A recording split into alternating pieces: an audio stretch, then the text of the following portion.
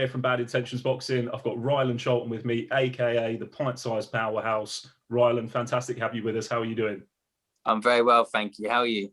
I'm not too bad, thank you very much. I can see it looks like you're restricted there to your hotel room, so you must be COVID tested and in the bubble now. Yep, I'm quarantining now until results. I think they say we'll get them either tonight or tomorrow morning. But yeah, I don't mind it. I like being in my little room, bit of time to myself. It's quite nice. Is there an element as well while you're sitting in the room that there's the potential that you can go over final preparations, things that have been done, or potentially things that you need to concentrate on for Saturday? No, I feel like all my prep's done. I feel like I got all that done throughout my camp. I find days like this, sitting in my room, I find I just love it because it's time to myself. Can really just chill out, really. Just read my book, watch a bit of TV, and yeah, I've got everything up here ready for the Saturday. So yeah, I just take it easy and relax. Is this the second time that you've had to do one of these bubbles as well? Yeah, the first time was against Laws. Yeah, I enjoyed that last time. I didn't really know what to expect, but yeah, I really enjoyed it. And yeah, now I know what to expect. It's going to be even better, this one. So it's composure, and that leads us on, I suppose. You've just covered the fact there that the training and final prep has been done. I imagine that's been done for some time. Leading into what is with you a massive fight. But let's take it back a couple of steps. Your last victory, Joe Laws, is the first time that he's been stopped. He was down on the canvas twice. You're coming into this off the back of a good victory. Now that leads us to reflect on that name, the pint-sized powerhouse. Where has that come from? Well, I can't really remember, to be honest, but I think it boils down to I'm probably the shortest out of my group of friends. I've been called pint size a lot, just from being small. My mates are a bit taller than me, and then I'm powerful.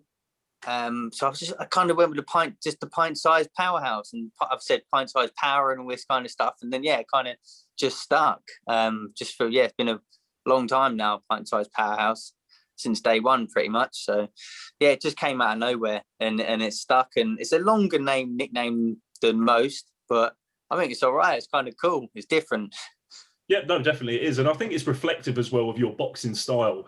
You know, as we just mentioned there, that stoppage over Joe Laws. And there's very much an emphasis that you look like a come forward fighter. You like to stand and trade. And I don't think you look like you've got any issues, or you definitely struggle with doing that either. Yeah, that's just my style. I've always just come forward. Even as an amateur, I was just always forward, and even though I might take 3 or 4 on the way in, when I land that powerful one, then it's worth it, kind of thing. And there's a true element, I can tell with talking to yourself, that you really back your power and your boxing style, and that actually this goes hand in hand with you as a fighter and as a person. You're very calm, composed, confident, as we've just mentioned on the camera as well. What can people that haven't seen too much of you before, what can they expect to see from Rylan Charlton on Saturday? They can just expect a very entertaining fight, because I'm always in the danger zone in a way. I'm always in the pocket, moving in, and I'm never sort of out on the back foot. I'm always just after throwing them big power shots, and I'm kind of constant. So it's entertaining, really. And yeah, that's the way I've always boxed. And yeah, I don't know any other way other than just to come forward and let's have it, kind of thing. I think it's fair to say as well, you're still at a relatively early stage of your career. You know, you've only had, I think, 7 fights in total? 7 fights, yeah. 7 fights in total. You had a draw, I think, 4 fights back. Yeah. Was that a new experience or something you haven't experienced before, even coming across from the amateur to the pros? Having the draw? Yeah. It was kind of a guy I was having opponents pull out left, right, and centre of me. It was a real pain to try and match me up, and I think I was matched up with this guy 3 or 4 days before the fight, and I was supposed to be boxing at 10 stone 2, and then this guy came in at 10 stone 12, and it was just all a bit all over the place. Personally, I don't like making excuses, but I thought I'd done enough to win. But to draw, then things happen. So yeah, it's no big deal. Just brush it off. It's not a loss. We're still undefeated. So yeah, I just feel like, yeah, it's one of them things. Stuff happens like that in this game. I would say that's probably a new experience of you just reflected on there as well, coming across from the amateurs to the pros, and it's something that you've taken under your belt and you've moved on because you've won every fight since.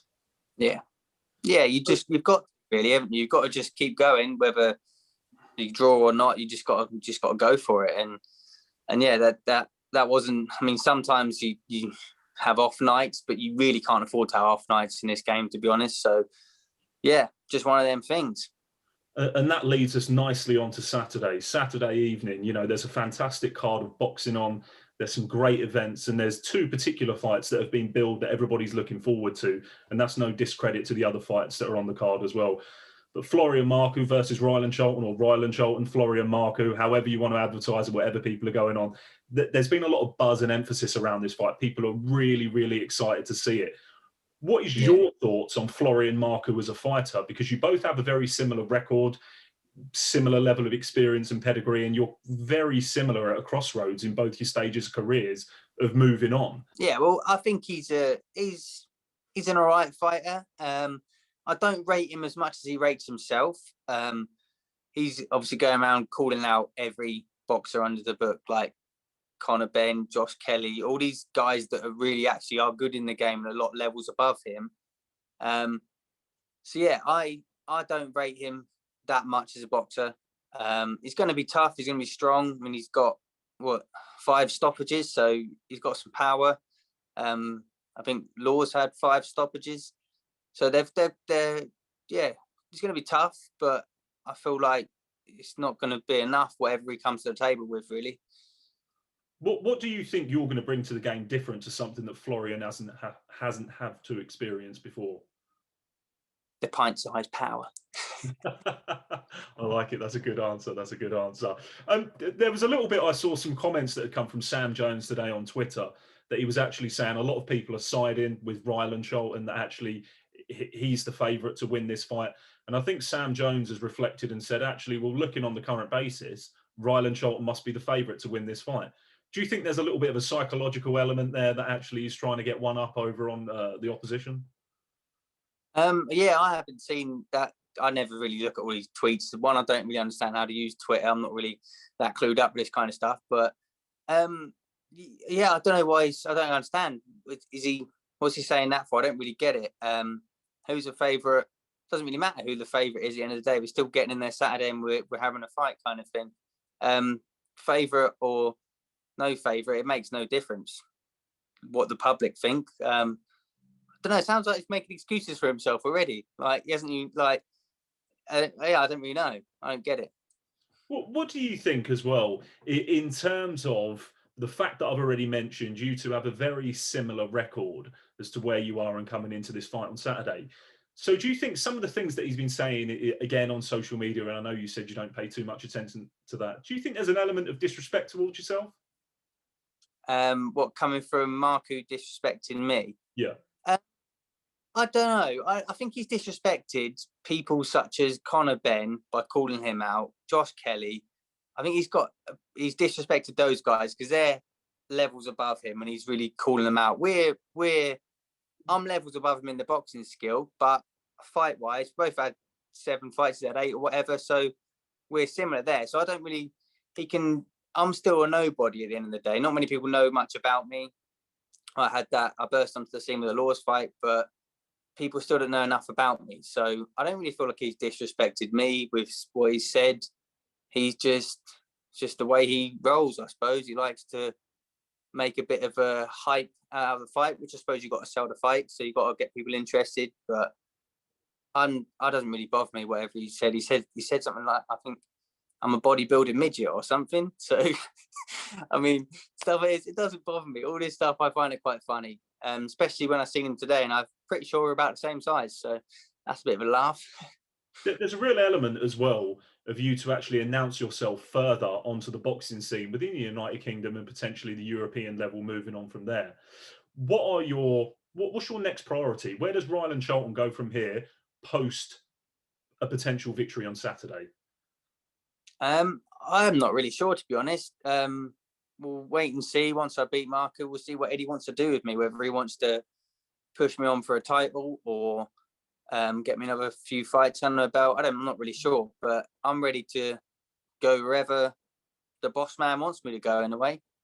And what's Rylan Charlton's long-term vision and plan for his boxing game?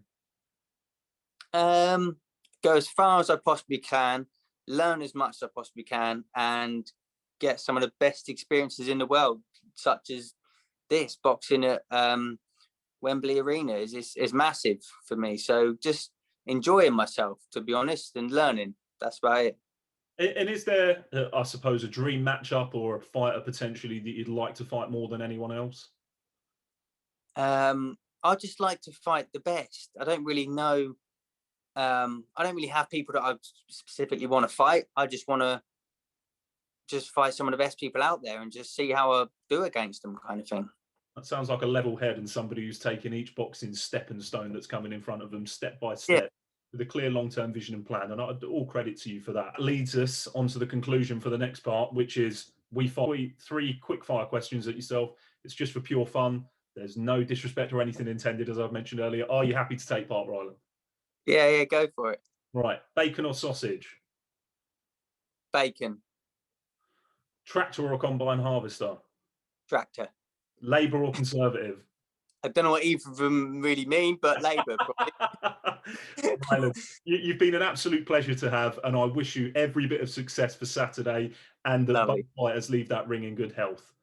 Thank you very much. This is Bad Intentions Boxing. Let's go.